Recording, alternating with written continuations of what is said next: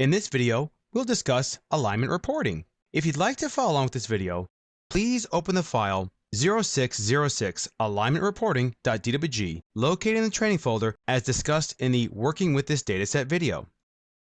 Civil3d has many ways that you can report on alignments. You can use the panorama window as well, and you can use the toolbox. Let's look at the panorama window.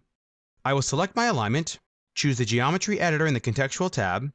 In the alignment grid view setting, I will fly into the panorama window, and I can copy any of the columns listed here by simply selecting them, holding the Shift or Control key down, and then right-clicking, Copy Selected, or Copy All. Then you can paste that into Excel and do what you want with it.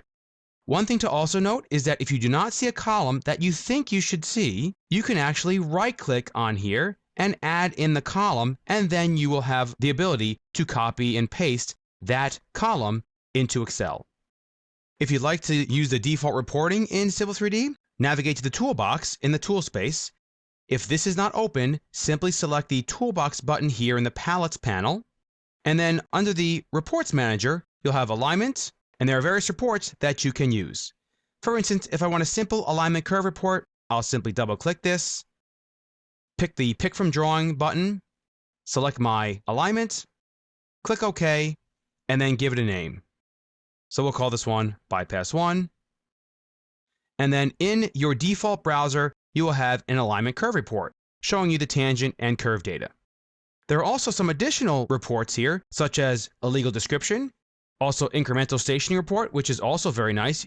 It'll actually show you at a specific interval, you can see the northing and easting for the interval that you define. If you want to see a PI station report, I will simply double click that, select the alignment, toggle on Create Report, and just like that, I now have the PI stations and the northing and easting and the distances they are from the alignment.